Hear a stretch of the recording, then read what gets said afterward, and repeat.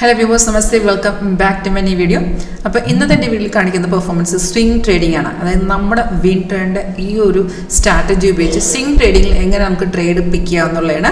അപ്പോൾ നിങ്ങൾക്ക് ഈ ഒരു സ്ട്രാറ്റജി ലൈവിൽ കാണാം, ലൈവ് മാർക്കറ്റിൽ ഇത് എങ്ങനെയാണ് വർക്ക് ചെയ്യുന്നത് കാണാനോ പഠിക്കാനോ താല്പര്യമുണ്ടെങ്കിൽ കോൺടാക്ട് ചെയ്യുക. വീഡിയോ താഴെ ഡിസ്ക്രിപ്ഷൻ ബോക്സിൽ കോൺടാക്ട് ഡീറ്റെയിൽസ് കൊടുത്തിട്ടുണ്ട്.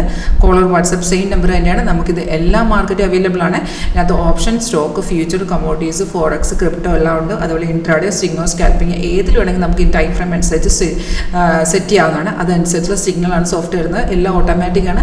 ട്രേഡ് മാത്രം നമ്മൾ മാനുവലി ചെയ്താൽ മതി. അത് നിങ്ങളിപ്പോൾ ഏത് ബ്രോക്കറാണ് യൂസ് ചെയ്യുന്നത് അതിൽ തന്നെ എടുത്ത് വെച്ചാൽ മതി.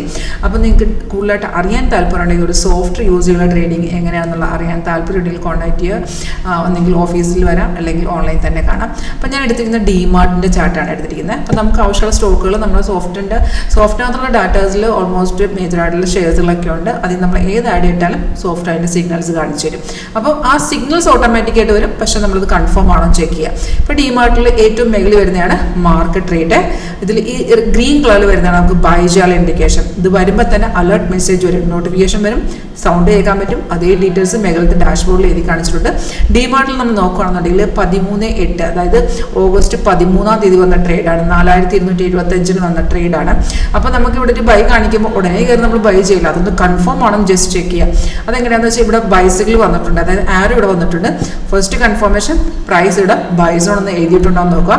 അത് ഓക്കെ ആണെന്നുണ്ടെങ്കിൽ സെക്കൻഡ് കൺഫർമേഷൻ ആരോടെ താഴ്ത്തി ഈ ഒരു ബാർ കണ്ടോ, ഇത് നമ്മുടെ കൺഫർമേഷൻ ബാറാണ്.